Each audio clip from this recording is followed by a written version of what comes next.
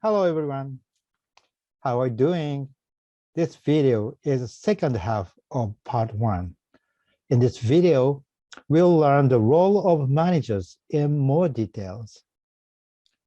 Management Skills Training Program, Video 1-2. This is a simplified diagram explaining managers' behavior. The first stage is obtaining the knowledge. In this stage, no values are created. The second stage is thinking and analyzing based on the knowledge. Still, no values are created here. The third stage is making actions. It is not until the third stage that concrete values are actually created. In other words, we do not need a critic without actions. We need a manager who practically takes actions and actively solves management issues. This slide shows the roles of managers in Japan. There are three main roles: performance management, training of subordinates, and development of organizational capacity. As a basis of these three roles, leadership is placed on top of these as an indispensable factor. At excellent enterprises, not only in Japan, but also in Europe and the US, training of subordinates is regarded as one of the key elements of managers. The training role is so highly valued that a KPI is usually set for the manager's training capacity.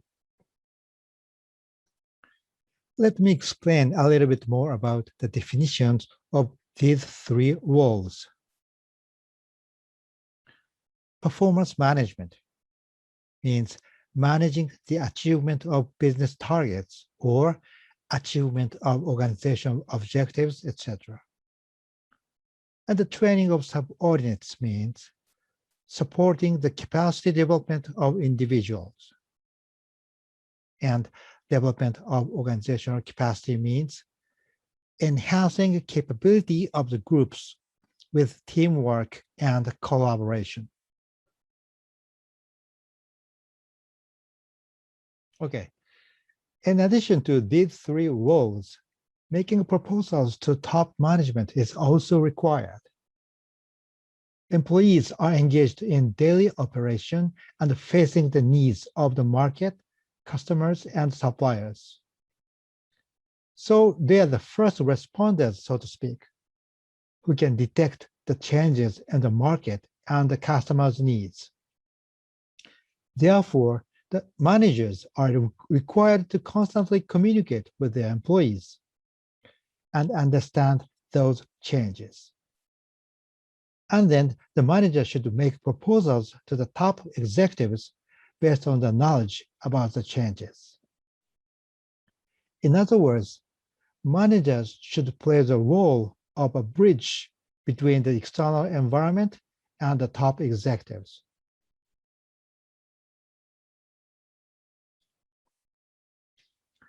This slide shows the structure of the management strategy and applicable tools.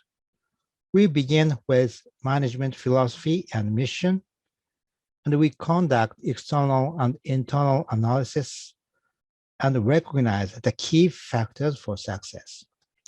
Then we come up with an appropriate strategy, considering its alternatives. After that, we execute the strategy.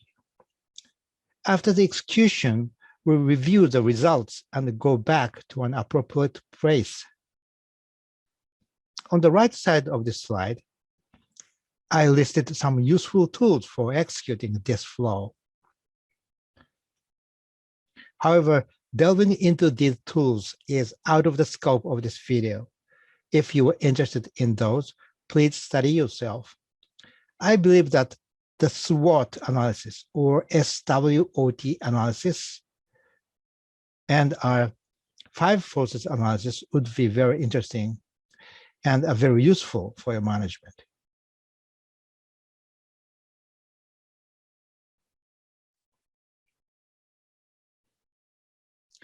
13 fatal errors that managers make were introduced by Stephen W. Brown in 1985.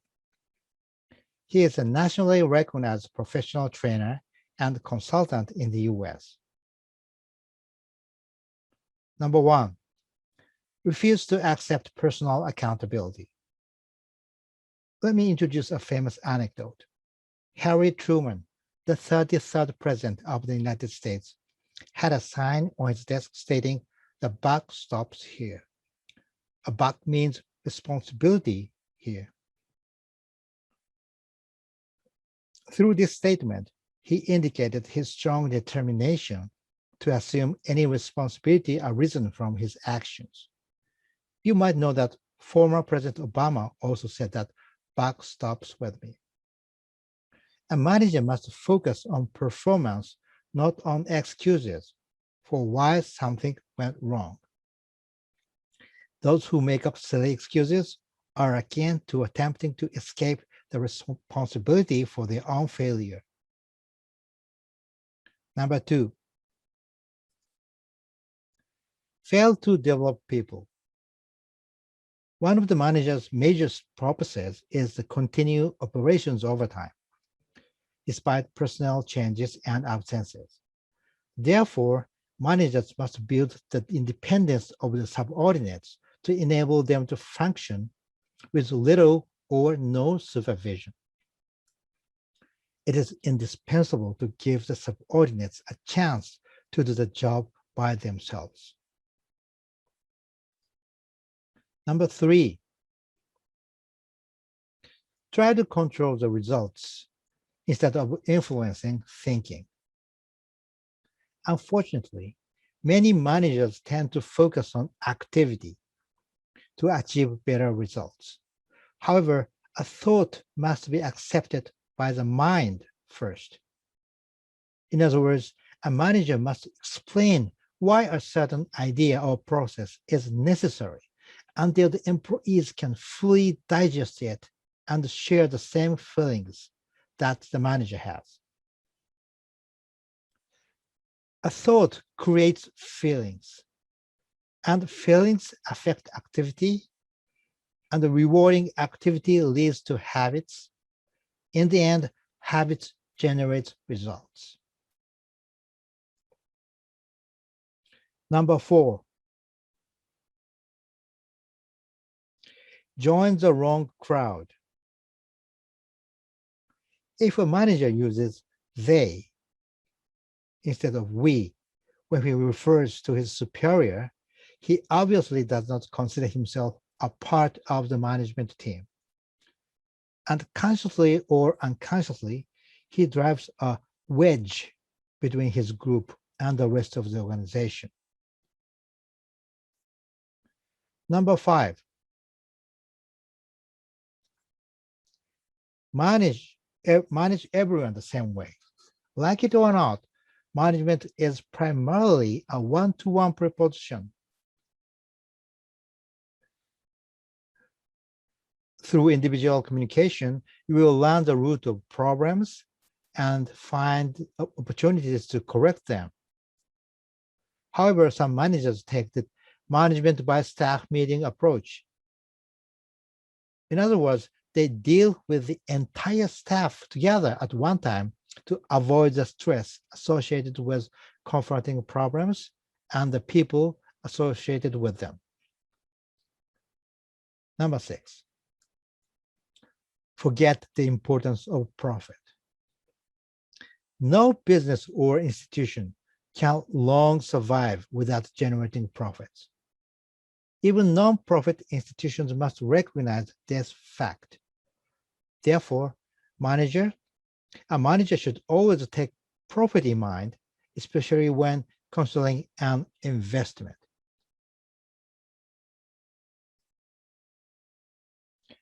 Number 7, concentrate on problems rather than objectives. Ineffective managers spend 90% of their time dealing with problems that only influence 10% of their productivity. Creativity fails when we become absorbed in problems and ignore the results we wish to obtain. There's no right answer in business, and we need to make the decision in a limited time frame. We cannot spend so much time dealing with a non-essential problem, and we need to move forward seeking out the results. Number 8, be a buddy, not a boss. You might want to be a buddy of your subordinates rather than a demanding boss. However, keep in mind that you are a professional manager and should not forget that you shoulder a responsibility to secure organizational profit. Number 9, fail to set standards. Standards serve as a covenant or agreement between an employee and his company or institution. Through his agreement, the institution guarantees that employees will enjoy a certain quality of work environment and career opportunities. In turn, the employees will keep the standards and help the company enjoy the benefits those standards bring about. Number 10, fail to train your people. Management's job is to encourage employees to perform at or above the minimum standards consistently. You have a responsibility to ensure that your employees learn what the job is and how to do it through showing the basic precedents yourself. Number 11, condone incompetence. Managers may condone a job inadequately done for several reasons. They feel the need to be loved and seek it on the job. They hope the problem will disappear if they ignore it. They lack the willingness or ability to confront others. Confronting incompetence requires skill and timeliness. Each time a deviation from acceptable behavior is ignored, it is likely to become greater. There are some principles of effective confrontation.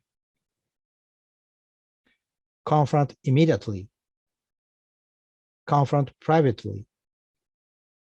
Be specific. Use data.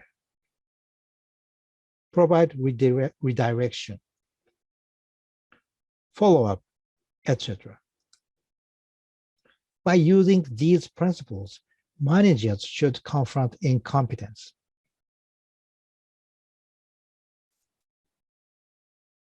Number 12, recognize only top performers.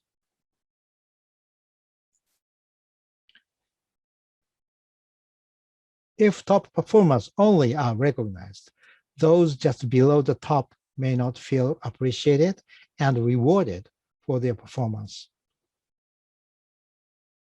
Number 13, try to manipulate people. In attempting to influence the attitudes and the performance of employees, managers must exercise care in the methods used. Good influences will add to self-esteem and productivity. Bad ones will cause employees to feel manipulated, and productivity will be negatively affected.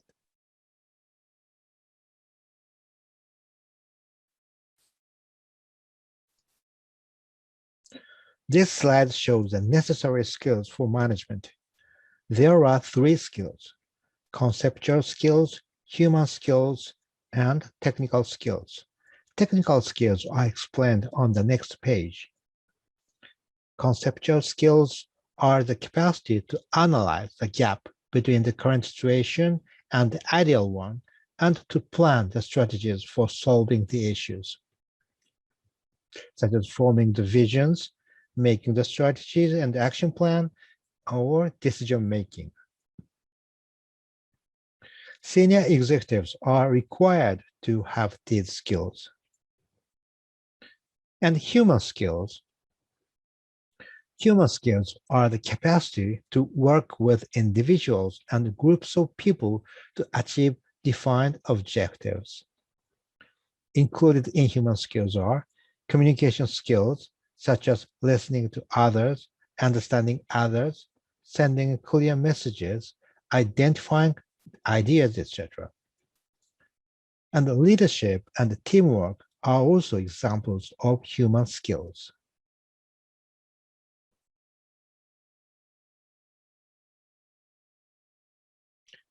Technical skills are various techniques and knowledge to fulfill the objectives. Management functional skills are one of those.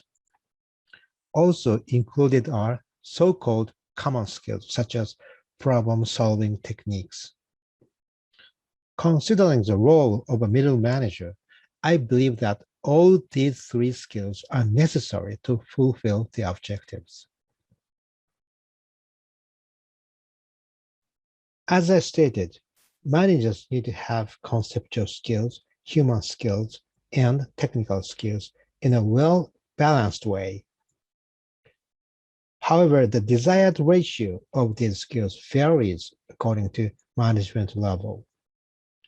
Top executives need to have more conceptual skills and human skills, whereas supervisors and operators need to have more technical skills and human skills. As the last part of this video, I'll give you 5 quizzes.